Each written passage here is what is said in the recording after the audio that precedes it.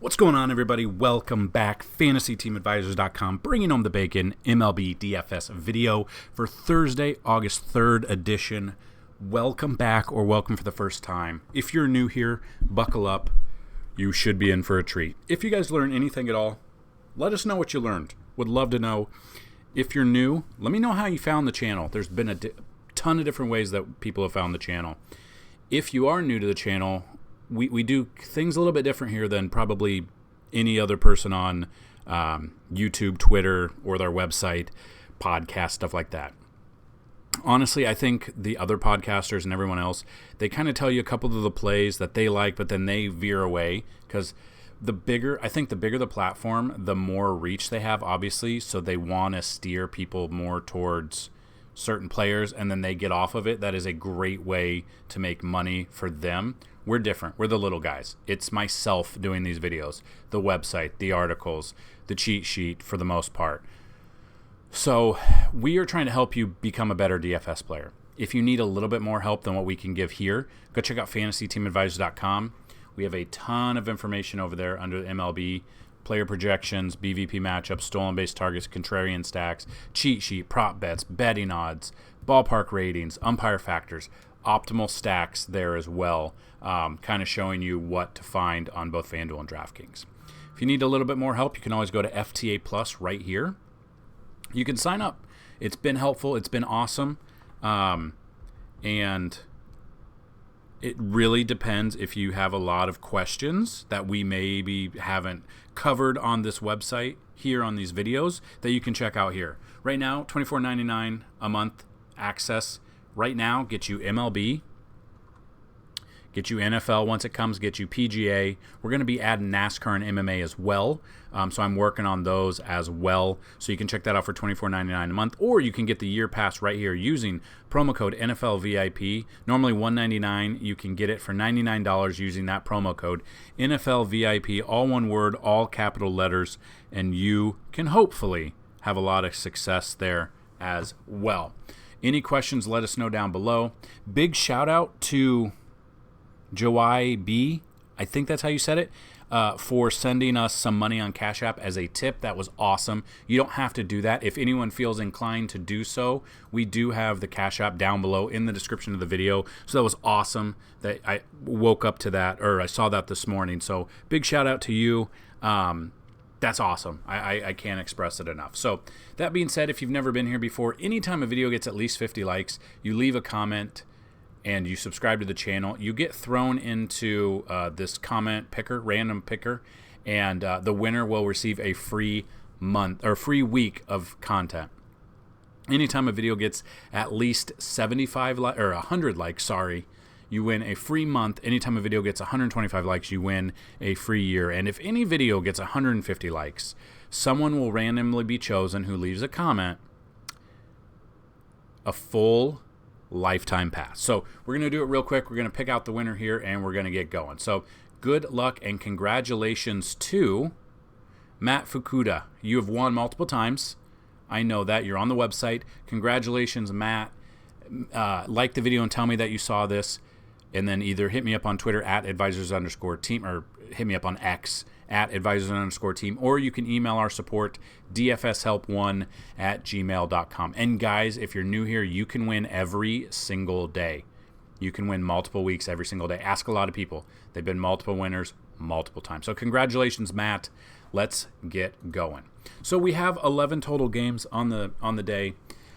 This game I don't believe is on the slate. We are going to cover it. Yeah, this game's not on the slate, but we'll look at it. Michael Lorenzen comes into this making his first start for Philly after getting traded over from Detroit. And then we've got Johnny Cueto. I don't really like Johnny Cueto's numbers as much. He's not going deep into games, really. Looking at Lorenzen's numbers here, didn't have a good start. His last start. Gave up 5 runs on 8 hits, 3 walks over 6 innings. Or no, hold on. That's the wrong person. What's going on? Game logs. Lorenzen's last start,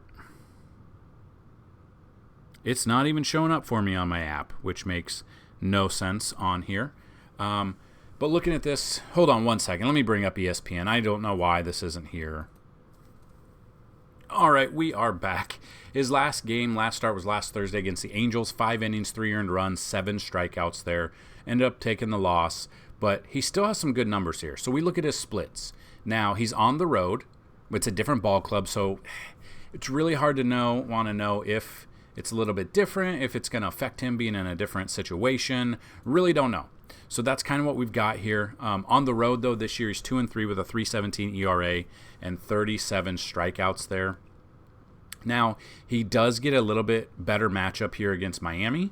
Having faced Miami, these players at least, a total of 66 at-bats, giving up 15 hits, including 4 home runs, to Josh Bell for 2, Yuli Gurriel for 1, Jesus Sanchez for 1 as well.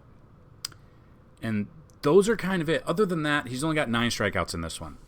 In tournaments, I don't mind. And I did see a question on either yesterday's video or the day before. I apologize I didn't get to it. When I say tournaments, I mean like multi-entry lineups. So like on DraftKings where you can, let's see, for instance, when you look at this,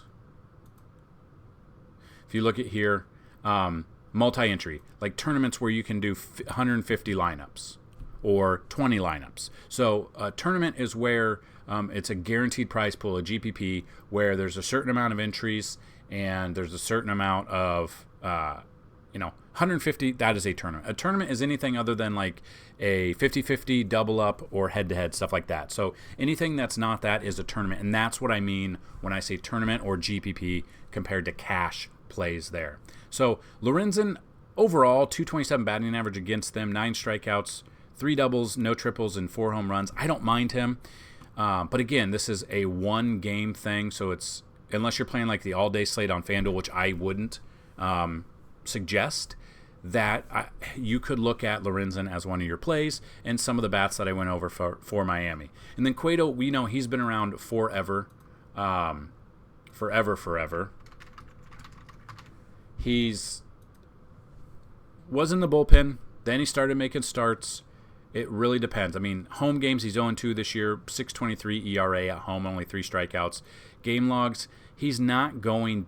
I mean, he went deep, 6 innings for 2 starts here. Both were at home. 4 earned runs against Detroit, 2 home runs there. Against Colorado, 6 innings.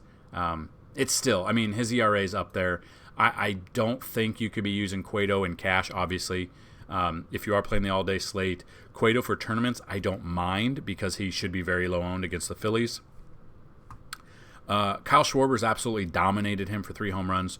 He's got 3 hits and 9 at-bats for 3 home runs, 5 RBIs and 3 strikeouts. So wouldn't be surprised to see a Schwarbomb here in Miami. So that being said, I don't mind that there.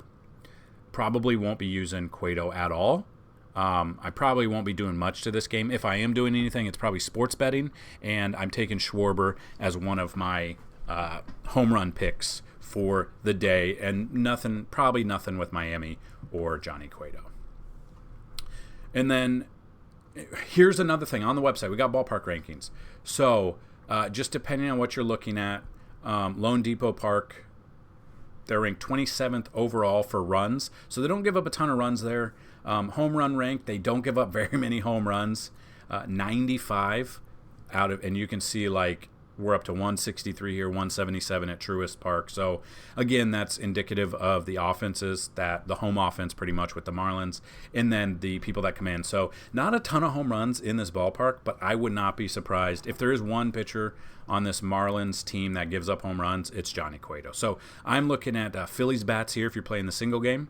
You could throw in a couple of these bats like Sanchez, Gurriel, Luis Ariz, but I would be heavily into Phillies more than the Miami bats. Next game, the White Sox at the Texas Rangers. You got Touki Toussaint versus Max Scherzer making his debut. After all is said and done, getting traded because the Mets told Scherzer that they won't be competitive for like 2 to 3 years, which is crazy because they had such a high salary. I mean, their payroll was massive this year, and they did a sell-off. We saw that. Probably what the Yankees should have did, but they're idiots. That being said, you got Touki Toussaint. Been passed around a little bit. not the best, but we will definitely look into these. So Toussaint here going up against Texas, which is a very, very powerful ball club here. Game logs, 20.9, pretty good game against Cleveland. 5 innings there against his old team. 4 Ks, not much with 5 innings. No hits, no earned runs, 1 walk, 4 Ks, still 20.9. Splits-wise, on the road, he is worse on the road, and he's going into Texas. Probably not using Toussaint, probably using the Texas bats here. He's faced Texas 1 time this year as a bullpen person. Went 4 innings, 4 strikeouts, 2 walks there. Not too bad. Didn't start the game. Now he's getting a start. GPP-wise, tournament-wise, maybe Toussaint, but I'm probably leaning more towards the Texas bats. Looking at Scherzer here. Game logs, I mean, he's a stud. His last start was not there because this is where it's going to be messed up because they're saying he started against the Mets, but he was on the Mets.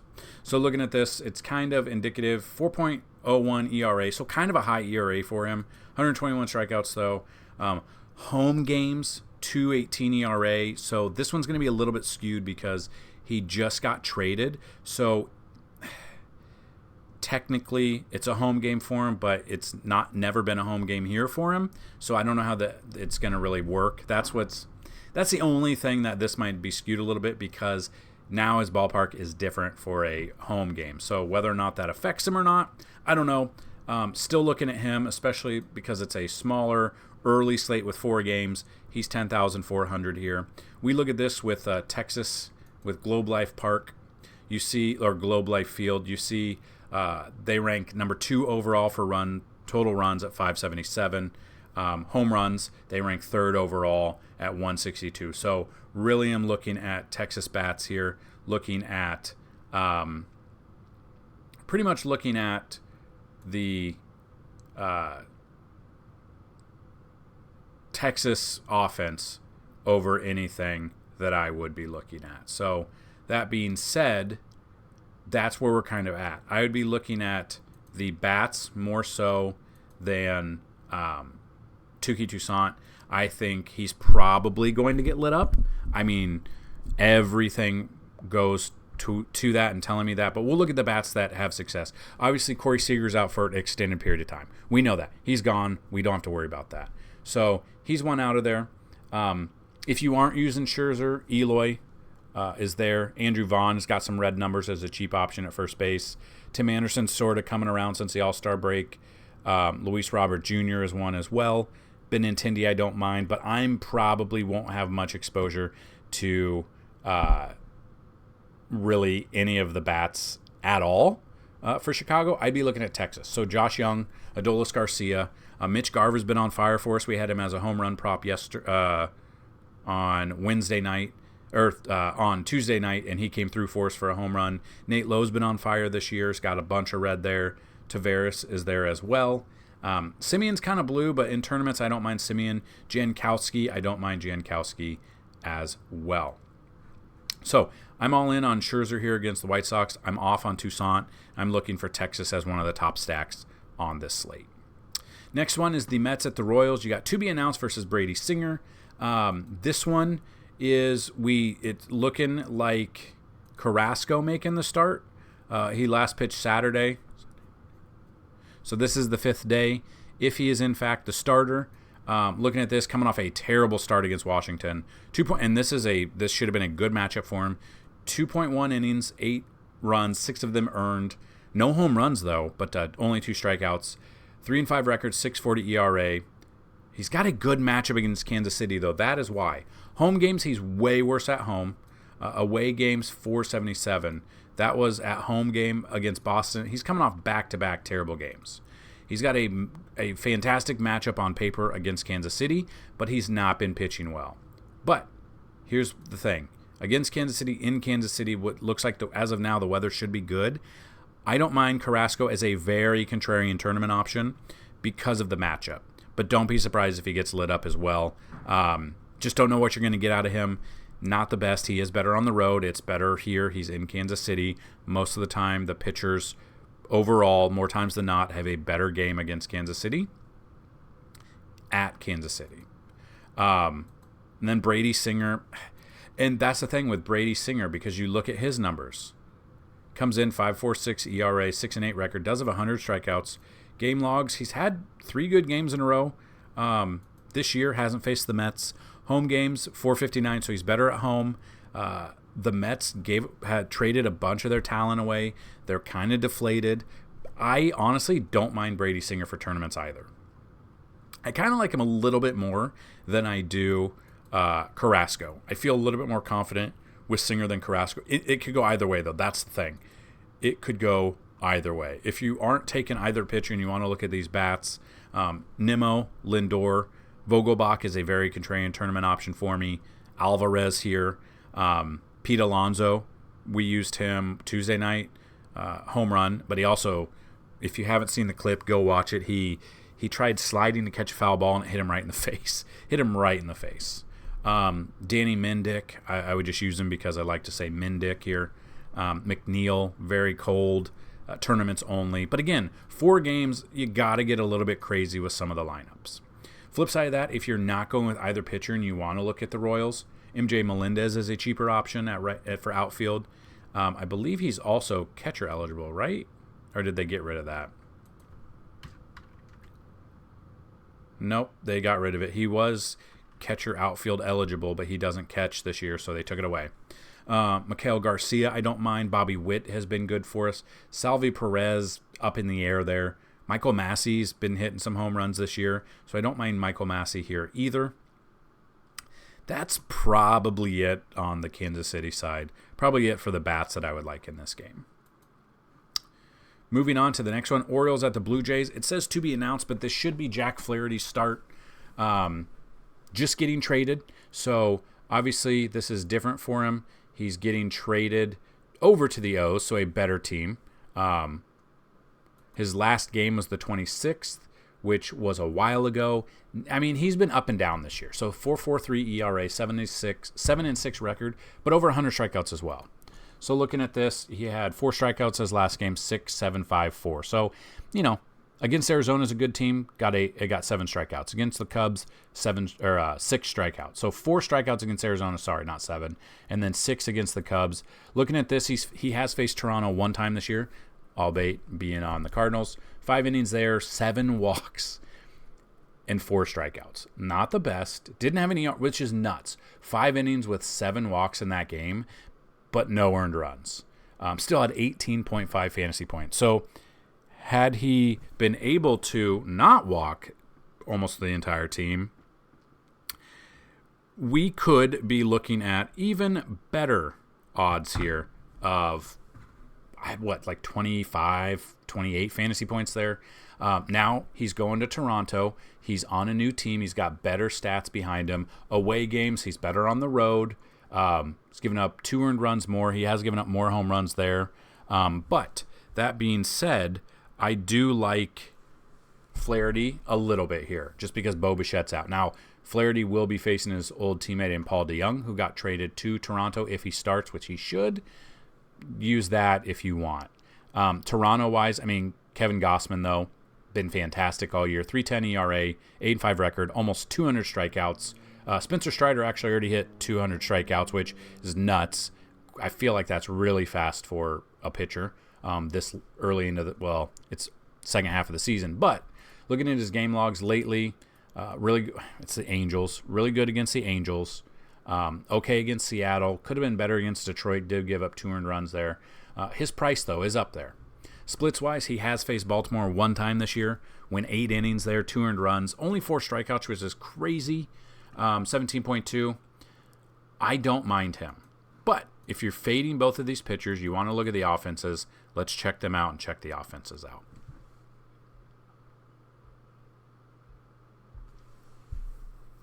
Baltimore, if you're not taking Toronto. Ryan O'Hearn's at the top there. Cheaper option. Gunnar Henderson dominating. All these young, this team is amazing. This team's awesome. Mountcastle, we'll look at Santander, both being a switch hitter there. Adley Rutschman, I don't mind him as a switch hitter there as well. So I'm probably, if I'm taking Baltimore bats, it's O'Hearn, Henderson, Mountcastle, Santander, a combination of Adley and maybe Adam Frazier a little bit.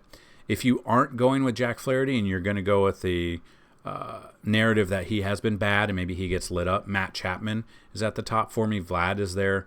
Bichette is out probably. I'll take a little bit of flyer on George Springer. Paul DeJong against his old team, I don't mind.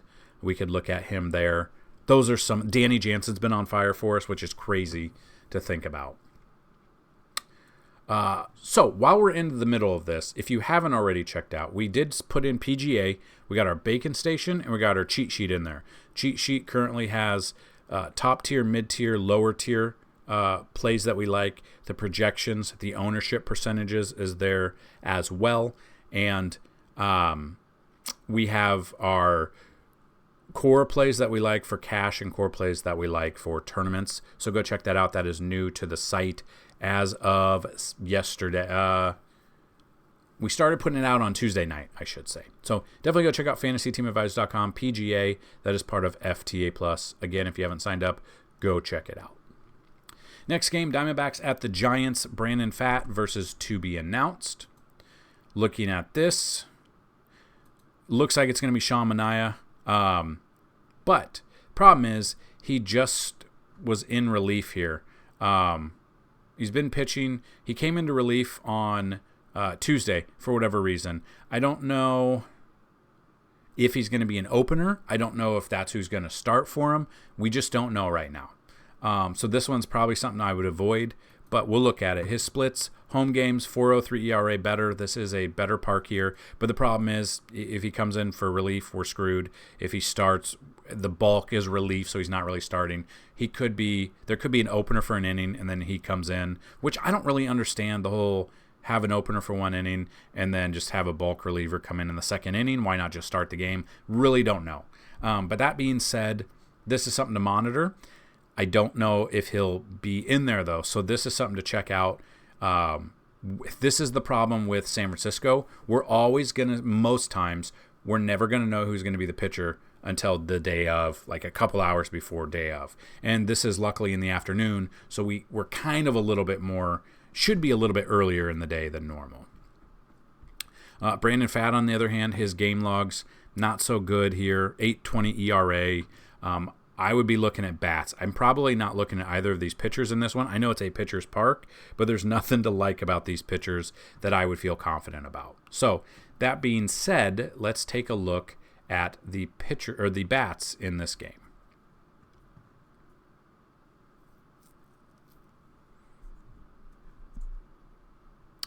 Arizona bats going up against, if it's Sean Manaea, I like Ketel Marte. I know it's a lefty-on-lefty matchup, but I do like Corbin Carroll.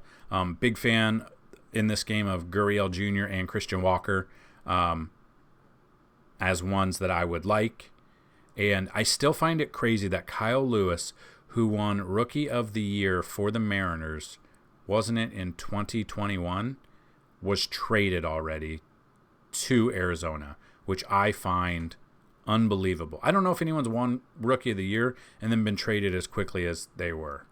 Or maybe he won it in 2020 with the shortened season. Then he got sent down in 2021, and then he was traded last year. I don't remember, which is crazy.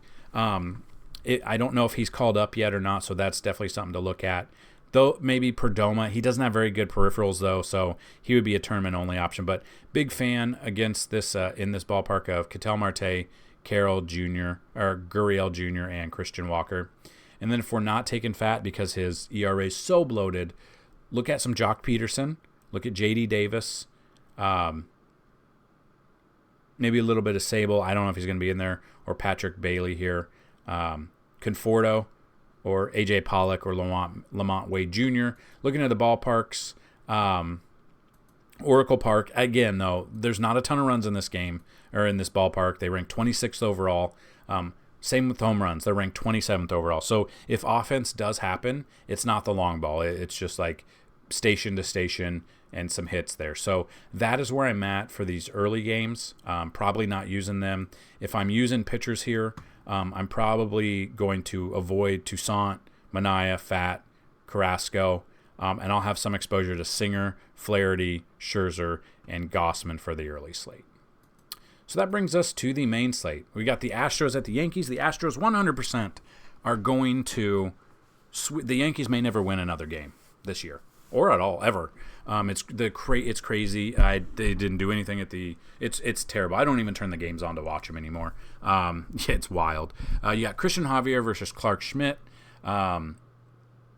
Looking at these, Javier, he's been worse than we're used to. 7-2 record, 4.33 ERA here. Game logs wise, he's been better as of late. Had a good game against Tampa Bay. Could have been better against Oakland, but he had 6 walks against Oakland. An okay game against the Angels, but he's had his fair share of getting lit up here. Splits wise, hasn't faced the Yankees this year. Away games 5.25, but the Yankees just don't look like they can hit right now. If they come alive, it's because they started playing some lefties in their lineup, which they don't have very many of. Rizzo's look bad. Stanton looks bad.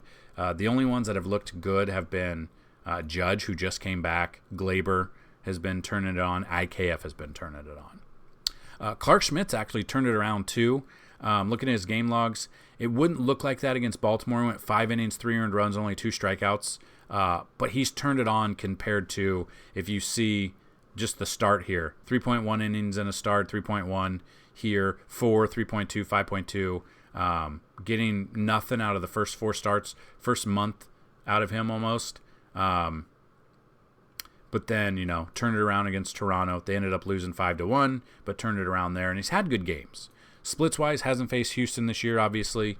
Home, 401. So he's better at home. He does give up home runs, though. So, and this is a Houston team that it's really hard to want to take a pitcher against. Wouldn't be surprised if, even if, like, Clark Schmidt gives up 5 runs, the Yankees' offense is not giving him 5 runs enough to make it. So, wouldn't be surprised if Alvarez hits and maybe out of this ballpark here. Diaz, I don't mind. Kyle Tucker, I'm guessing Kyle Tucker and Alvarez both hit bombs. McCormick's been on fire. I think he had 2 home runs on Wednesday. I wouldn't use Maldonado. His offense is absolutely terrible this year. Pena's been down a little bit. Altuve, I don't mind. Bregman, Corey Joke. So I will be having a Astros stack for sure. If I'm not using Javier because you think he's going to implode and you want to look at Yankees bats, Judge obviously been on fire. These numbers are amazing. He's walking a ton as well, but they're walking him as well. So it depends on who's behind him. If Rizzo's behind him, it's pretty much an automatic walk for Judge, and then they strike Rizzo out. If I'm using anyone, it's probably Judge, maybe Bowers if he leads off, Glaber, IKF. There's not a lot to like about this offense for the Yankees right now. So probably leaning more towards the Astros and maybe a couple of one-offs for the Yankees, or might just use the Yankees as prop bets for hoping for a home run for like Judge or Bowers or something like that. So I'm all in on the Astros. I don't mind Christian Javier because every pitcher looks like a Cy Young winner facing this team right now. Let's be honest. Moving to the next game, you got Pittsburgh Pirates at the Brewers. And obviously Yankee Stadium, we know, gives up a ton. Runs-wise, though, 24th overall, but that's because the offense has been absolutely trash. But home runs, it gives up a ton of home runs, 163 right now. That ranks as number 6th overall. So this game right here, Pirates at the Brewers, Mitch Keller versus Adrian Hauser. Mitch Keller's had success against them. 57 plate appearances, 245 batting average, 19.3 K percentage, where Adrian Hauser's at 39 plate appearances, 250 batting average there. So we can look at these numbers here. You got Mitch Keller at 9,100. He is pretty up there. Pretty good game here. Against the Phillies, 5.2 innings, 2 earned runs, 8 strikeouts. They ended up losing 2-1. He couldn't get any run support, but he's on the Pirates. 19.4, a couple of bad games here. Then had a good game against Arizona, 20.2. He's faced Milwaukee 1 time this year. 1 start, 5 innings, 4 earned runs, 7 strikeouts, only 11.9 fantasy points. The way Milwaukee's been swinging the bat, I don't know if I trust Mitch Keller at his price. Then we come down, we look at Adrian Hauser, which he is the lowest priced pitcher on the slate at 5,200. Game logs, not good against Atlanta. Went 4 innings there, but it's Atlanta's offense in Atlanta. If hot and humid there, the ball flies out of there. But then against Atlanta in Milwaukee, we did stack Atlanta in this one. Against Atlanta in Milwaukee, 22.7. Now he faces the Pirates. Their offense is pretty anemic. I might take a flyer on Adrian Hauser here just because he's at home, which he pitches a little bit better at home. Less home runs at home, a little more walks, just a little bit less Ks, less earned runs. He's held his own against a Braves team, and now he's got the Pirates. So at 5,200, you could basically build almost anything you want completely.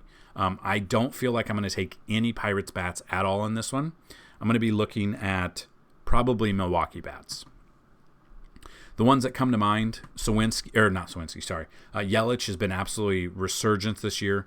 Not hit, his launch angle is not high, so obviously not hitting for home runs. He's getting on base. Every peripheral here is red.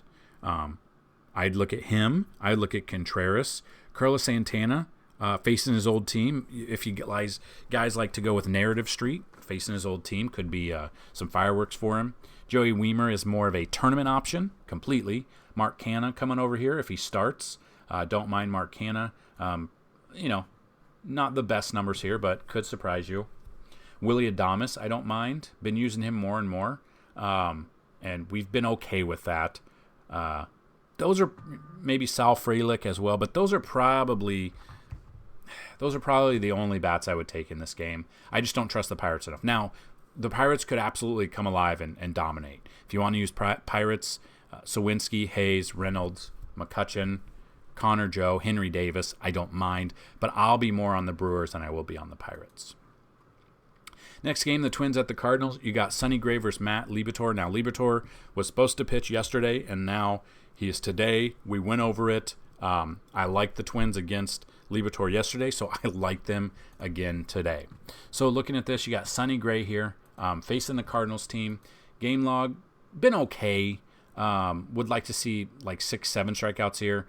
Didn't have the best game against Kansas City. We did pay up at 9,300 for 14.5. That's not enough. Splits-wise, home games, he is better at home. Not too bad on the road. Same amount of earned runs, same amount of home runs. Does walk more on the road. Strikes out less on the road. So at his price, I don't know if I want anything to do with Sonny Gray. Hasn't faced St. Louis this year, but I think I'm probably off Sonny Gray.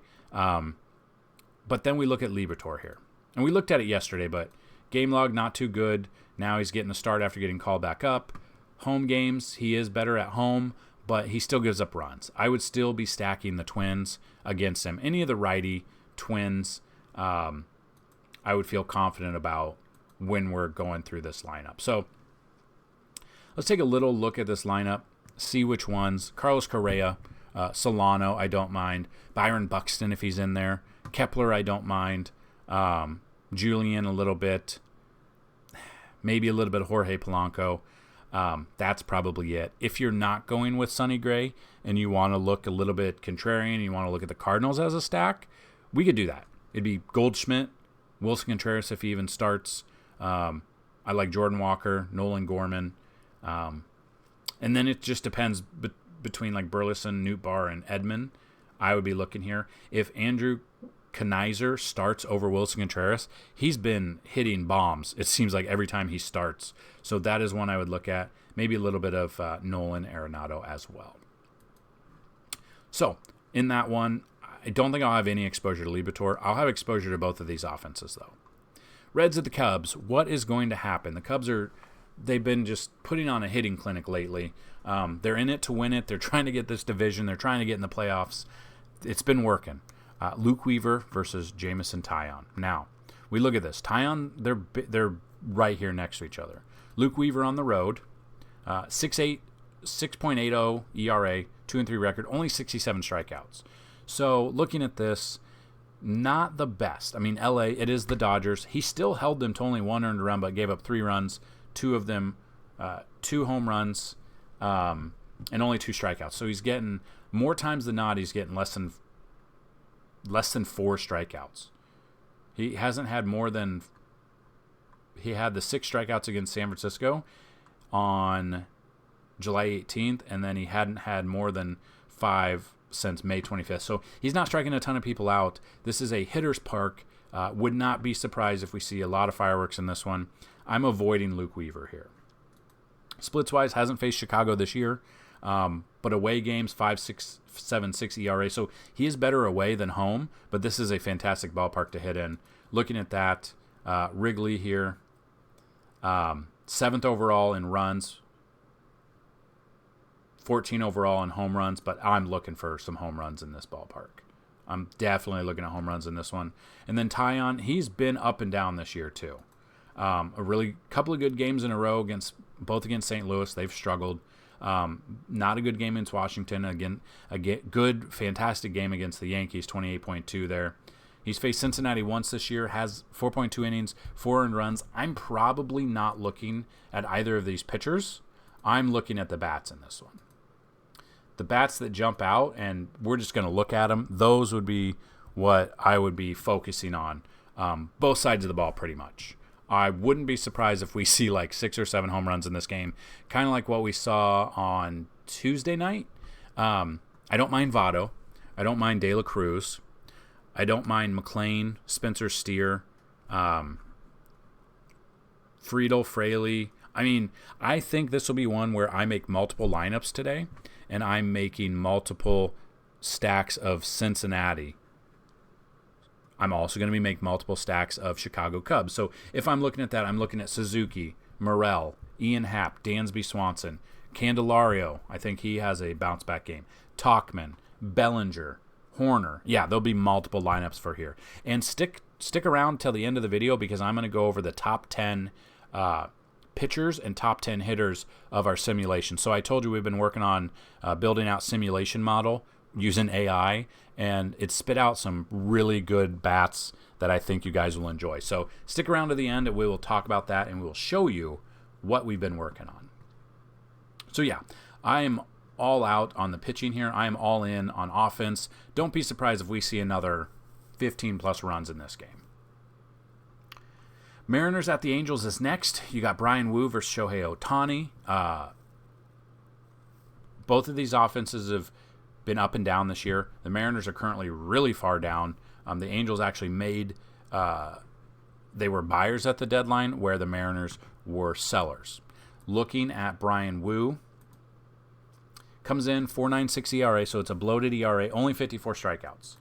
Not a good game against Arizona, but that's Arizona. 7 hits allowed, 3 earned runs in 5 innings, no strikeouts there. Toronto, good game with 7 strikeouts, but he gave up 4 earned runs. So he's given up a ton of earned runs. He's given up earned runs every game except for the Yankees, of course, where they ended up winning 10-2. Splits-wise, he's faced LA one time this year, 4.2 innings, 2 earned runs, 7 strikeouts. So he had a good game against them, but I don't think, I'm going to see if that was in Seattle or in LA. That was at LA. So they're back in LA where he did have a good game. On the road, he's a little bit better on the road. I just don't trust Brian Wu enough for cash. Maybe tournaments because it's the Angels, but I'd rather take Shohei in this one. Ohtani, obviously the most expensive, but I one of my favorite pitchers. Looking at this, the last time he pitched